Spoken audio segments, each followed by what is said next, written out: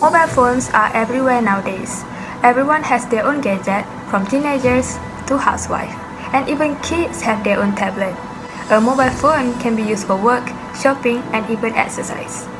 Every time a new iPhone model comes out, the same argument goes around about which one is better, iOS or Android. But what exactly it is? We all know mobile brands like Huawei, iPhone, and Samsung.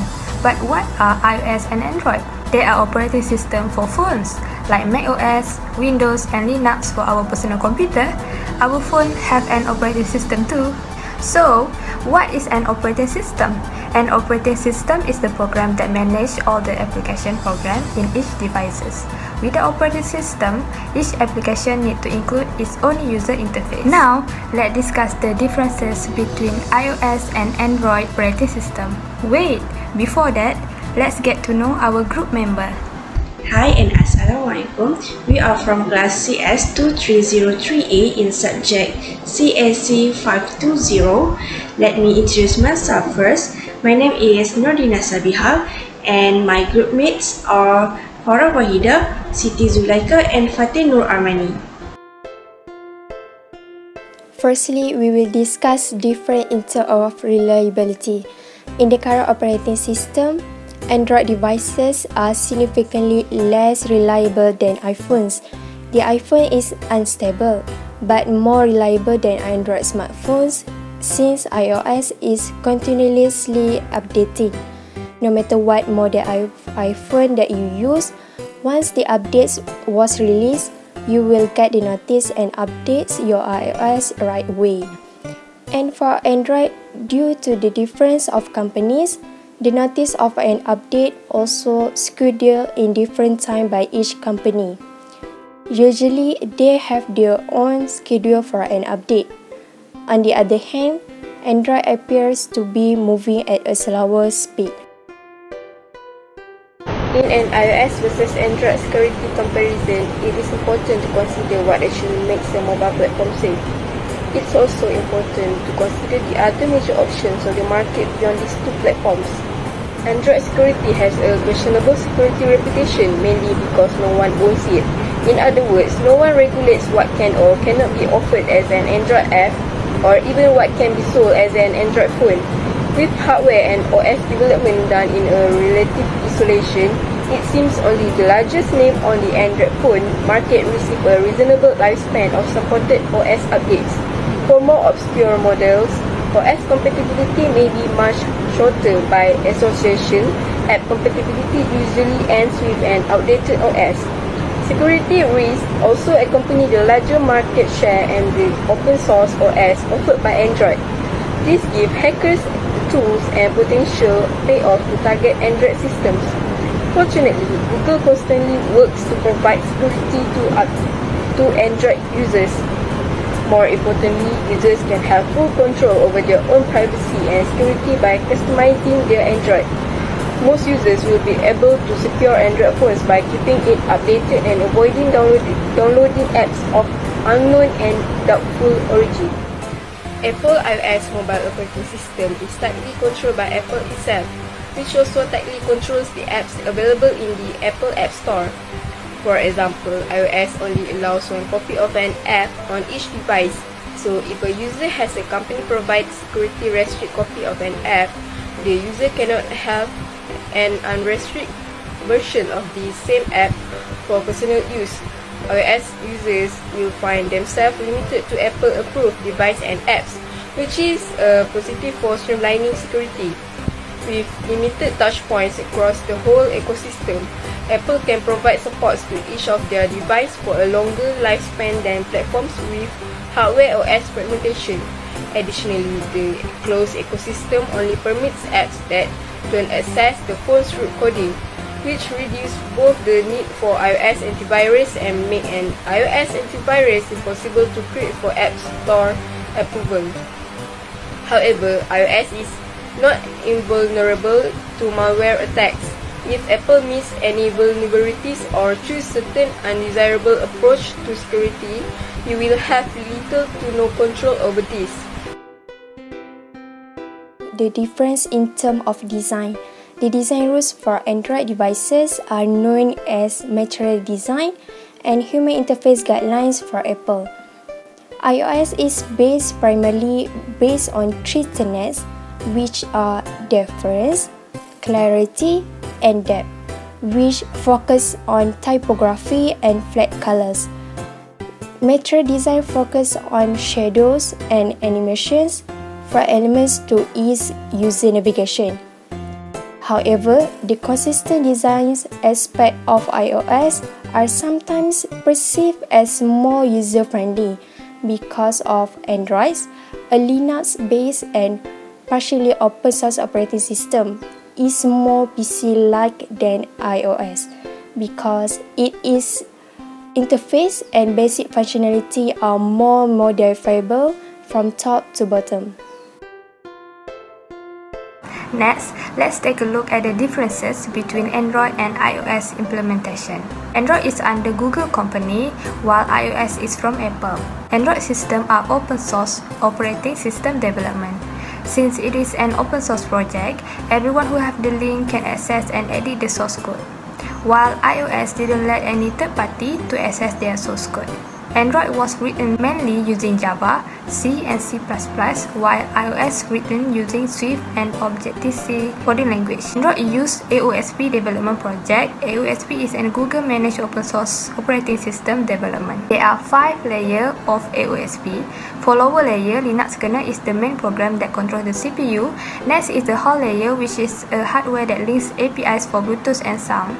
Next, higher level layer, we have native libraries that let developer build content with supported library. iOS use SDK Kit, which is the system development kit for iOS. Kit let developer access various functions and services, include hardware and software.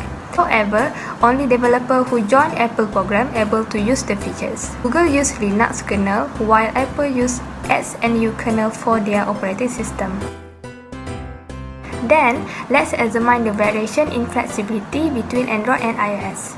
In general, the Android interface allows for greater total customization. Android user can change the theme and add widget and skin, while iOS lock down the UI and offer fewer customization. Moreover, file transfer between computer and phone are easier for Android user. They just need a USB or any file transfer app, while iOS user need to be connected through iTunes. Finally, unlike iOS, Android allows user control of its bootloader, which functions similarly to the BIOS for Windows. Moving on, efficiency, power and performance of Android. Android 12 will be more powerful, efficient. Google say it will reduce the CPU time for core system services by up to 22% and the use of big cores by the system server by up to 15%. The touch response on smartphones will be more intuitive and faster with Android 12. Google Assistant will be easier to access the new OS. Android user will be able to summon the digital voice assistant with a long press on the power button, just like Siri on Apple iPhone. The second, remote app for TV, better Wi-Fi sharing. Android 12 will bring a remote app on Android phone. This will enable users to control their smart TV using their smartphone.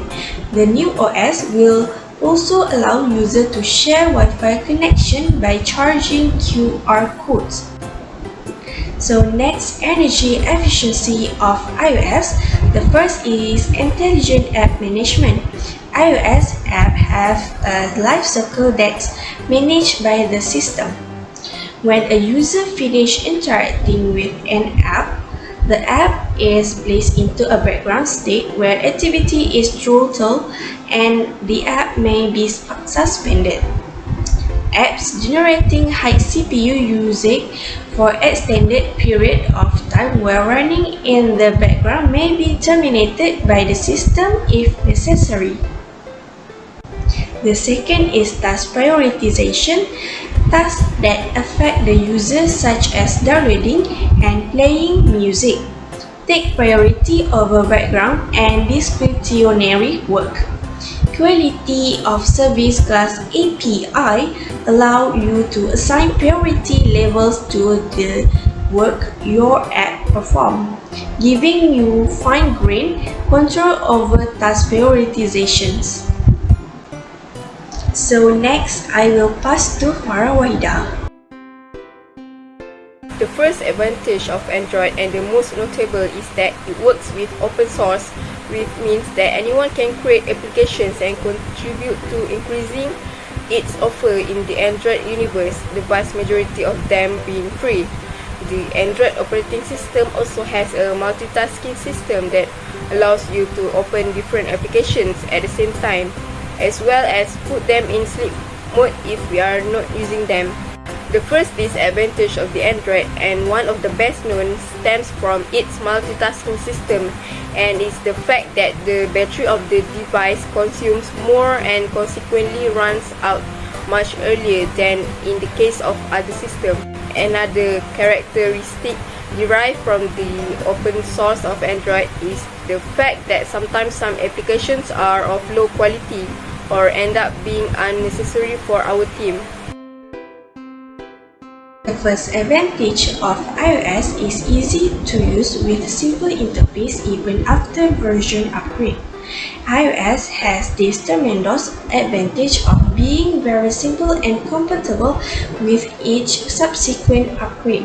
In fact, users of iPhone consider this as the best feature of the platform, as it features and apps continue to perform just as it should on newer devices. This ensures consistency of performance without much of change in the interface design. The second, efficient battery use with less heat generation. Big-time fans of iPhone will vouch for the fact that these devices generate less heat even when in use for long hours. The reason for this is that iPhone batteries are known to be far more efficient and generate less heat than those that run on other operating systems. A lot of users prefer the operating system and its proprietary devices only because they can continue to play games uninterrupted for long hours without heating issues. Next, we look out disadvantage. So the first is same icon with same look on home screen even after upgrades. With minimal variation in a user interface and design, the platform offers very little to look forward to in terms of trending design in upgrade. Home screen continues to look the same even when users buy a higher version with the same icon as before.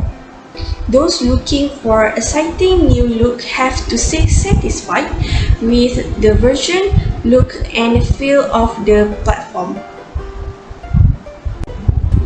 So the second disadvantage is no widget support for iOS apps that are also costly. iOS supports only apps made specifically for the platform and does not support any external widgets to enhance their features. Moreover, with so many restrictions, apps made for the iOS have to fulfill several specifications that naturally raise their development costs, making them expensive for the end buyer.